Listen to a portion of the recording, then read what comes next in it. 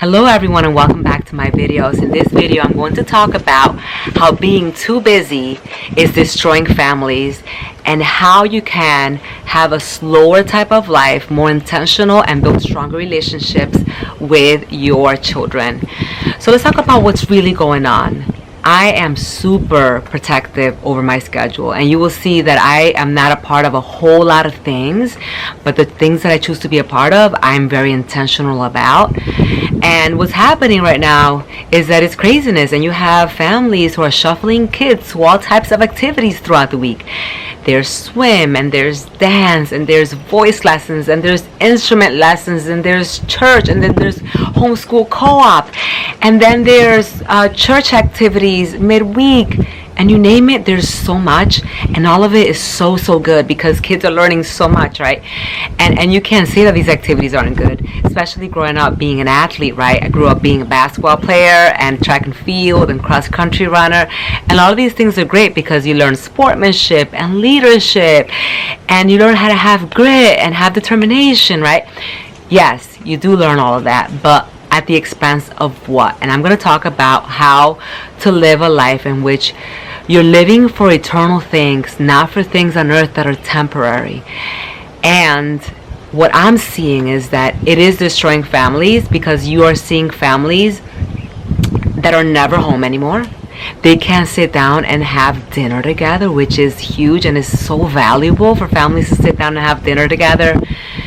They are just having meals on the go, fast foods. There aren't any homemade meals like there used to be. And kids are pressured and stressed and overworked. And there's so much pressure on these kids to perform. And their parents are living through them, and they're wanting their kids to do things that they maybe wanted to do when they were younger, or that they did when they were younger but they couldn't do. And so there's just a lot of pressure on these kids. Just sitting down in the bleachers when my kids used to play soccer and just listening to the parents just yell out at their kids, and the amount of pressure and competition, and it's just mind-boggling. And so I think it's important to really focus on what's really important in life, right? And I really value family time and building relationships. So for example, having dinner every day as a family is such an important thing to do with your family.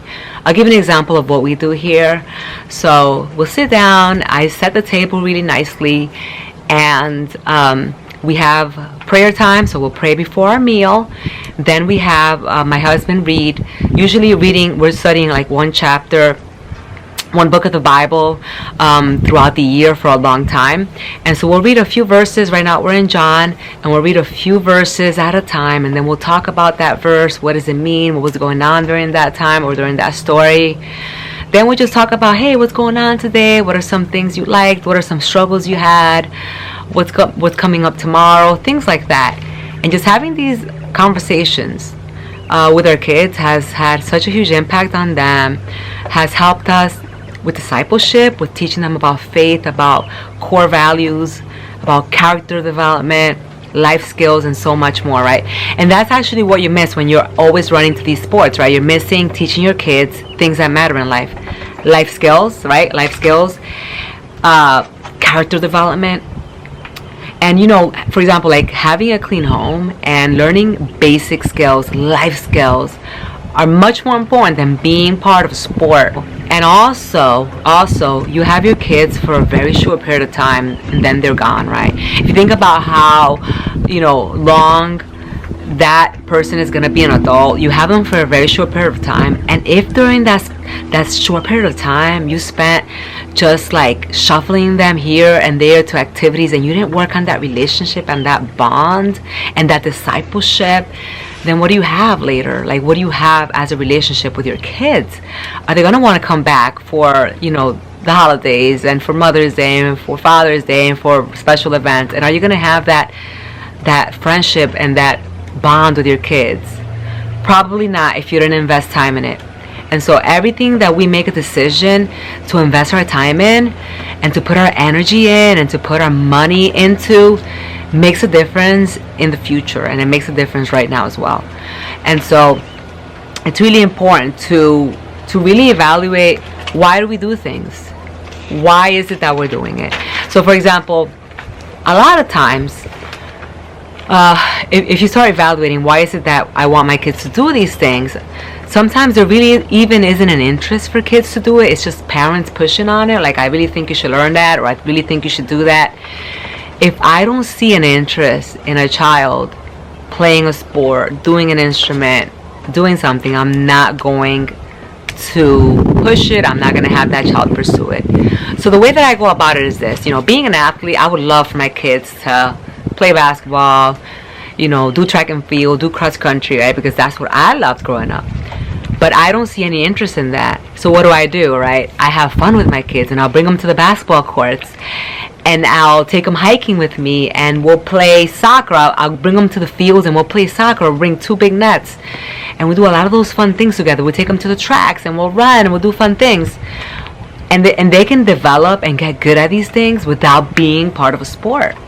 And if I see that there's a talent, if I see that there's a dedication, if I see that there's a true love for the sport, then I'd pursue it. Let me give you an example. So my kids have been doing piano for a really long time now, for a few years. And they were also doing violin. So we pick like one instrument at a time. So this past year, I noticed that there was a loss of interest in the instrument. And I think it lasted more than a year, but I kind of just kept, they've been doing this for a while. I want them to continue. But what I found was that when they were coming home, they weren't practicing their instrument. There wasn't a love for their instrument. It was just me kind of nagging at them. Hey, did you practice your piano? We have our teacher next week. She's going to be expecting this from you. And it was kind of like a chore for them. So that's when I decided, you know what, we're going to pull you guys out of piano. And if there's a true love for it, and if there's a true dedication for it, we can put you back. And what they do now is that since they have a good foundation in piano, now they can go and play any song that they want. They can go learn something on YouTube. They can download an app. So there it is, right? You don't have to be part of something. And what did that do for us? It freed up time in our schedule. It freed up money, because it was a huge chunk of money every month to have all of these kids take piano lessons, which they didn't really have to if there's not a real love and dedication for the instrument. And so that's the first thing that I try to evaluate. Is there a love? Is there a dedication? Is there going to be a commitment to what they're wanting to do? And now the second thing is, you could only really be good at like one thing, or like 1 or 2 things, like really, really be good at it, right? And so if there's a separate thing, like you can have hobbies that you can do at home and you can pursue on your own, and you can paint and you can craft and you can do all types of things, right? But if there's a love for something that you want to be a part of and you want to have a time commitment on a team, then I'm going to focus on that one thing that you're going to focus on being good at, right? So if, for example, if it's a sport, we're going to do like one sport a season. That's a sport you're going to focus on. And that really frees up having to do so many sports and so many activities, right? Because let's face it, right? When you think about sports, right? How many kids actually make it into pro football, pro basketball? Very, very little, right? Very, very little. But yeah, we are spending so much time having our kids out of our houses, shuffling here and there, stressing our lives out, and not focusing on the things that are eternal, the things that matter, like discipling our children, teaching them about the gospel, having relationships and bonds with them, having those conversations, having just time in which you just relax and there's open space on your schedule where you can invite a friend over and you can do something fun that you love. That's another thing where like parents are like, well, I just want my kids to like be social and make more friends, and you don't do that on a team, because when you're on a team, you're practicing and you're working hard and you're playing ball or you're running, right? The way that you really develop relationship is after the games, right? After the practices, where you can invite a friend over and you could do something you love together, or you could have those conversations. But what I found is that because people are so busy, especially us, because we're homebodies, and when we invite somebody over to do something fun, they're busy and they have like every single day of the week is taken, and so there's no time for relationships anymore. There are no time for homemade meals anymore. There's no time to clean your house anymore.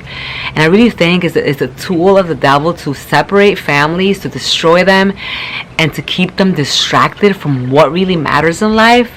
What really matters is relationship, loving God above all things, discipleship, ministry together as a family. That's what matters in life.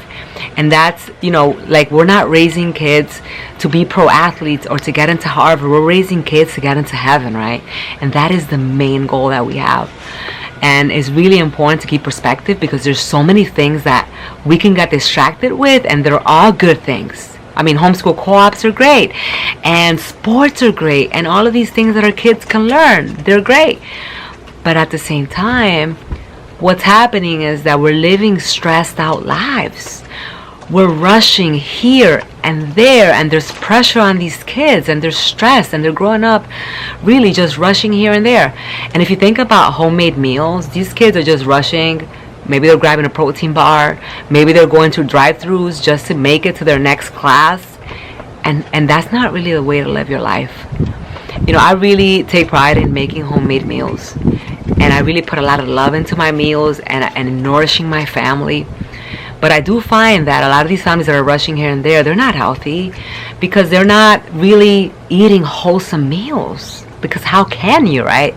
How can you? And so I think it's really important to just bring it back home and think about how families used to live back in the day. It's actually more beneficial to have a little child that's like 3, 4, 5 years old, just free range playing in their backyard or in the woods, and using their imagination, their creativity, focusing on training them how to have self-control, how to have self-regulation, how to have good morals, how to have good character. Yes, you can teach them how to play a sport, and you can be practicing every week with them on how to play a sport. And if you see a love, and if you see a dedication, yes, you can pursue a sport. And what I tell a lot of families is that if you're going to do a sport, just pick like one per season, so it's not so busy for your family. And it's something that ends. Once that basketball season's over, then that's it. You're going to have time to be back home, to be back with your family. I also find that syncing kids with different activities helps out so much. So for example, I have two girls that love ballet, and they've been doing ballet for a few years. There's a true love for the dance. I see them practicing after class is over, throughout the week, and there's a true passion for it. If I didn't see that, then I would pull them out. But what I try to do is that I try to sync their schedules so that I'm only doing 1 hour of ballet a week. They're doing different classes, but they're at the same hour. See if you can find activities where you can put all the kids or multiple kids in one sport or in one activity at the same time. There's multi-age soccer, multi-age karate, multi-age basketball, multi-age track and field, where there's multiple ages doing that one sport or that one activity. And it's really helpful, because that way you're not having to have like 4 or 5 different practices and 4 or 5 different games. That's another thing that for us, like, we have a Sabbath here in our home. On Saturdays is a day of rest. Sundays is chaotic, so Saturdays is our day of rest. And I really enjoy not having to be driving here and there to games and to different activities. It's a time where I just wake up whenever I wake up, and then my kids will have some type of discipleship Bible show that we like watching in the morning. Then we'll do just like slow life. All our meals will be cooked for Saturday. I don't cook, I don't clean, I don't do any of it.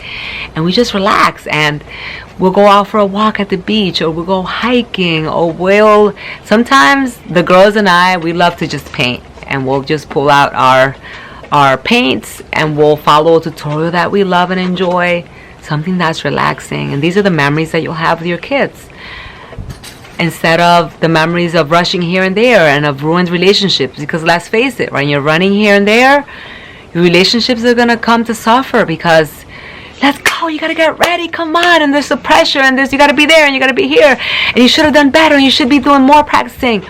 And it's like, whoa, the pressure, the amount of nagging and the strain that it puts on relationships is really something big. So I think that's all I really wanted to make a video about. Think about, why are you having your kids do so many activities? Yes, they're good. Do you need to do them all? Now that things are coming to a close for the seasons, for the school year, think about next year. How can you have a less packed schedule? How can you leave some days where you're not doing anything? How can you take some things off your schedule and not do them at all?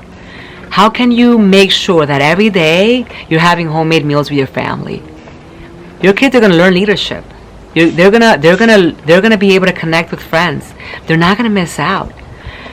It doesn't only happen in sports.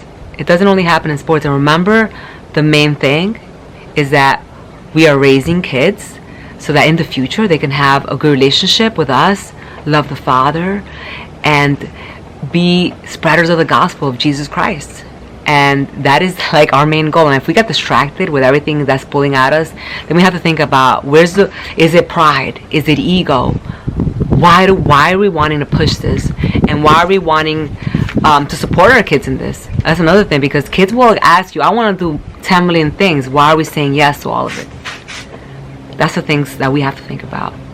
I hope that you all enjoy this video, and I hope it makes you think about your schedule next year and how you can maybe do less so that you can live more intentional and so that you can build stronger relationships with your families. I hope that you enjoyed the video, and I'll see you on the next video. Bye-bye.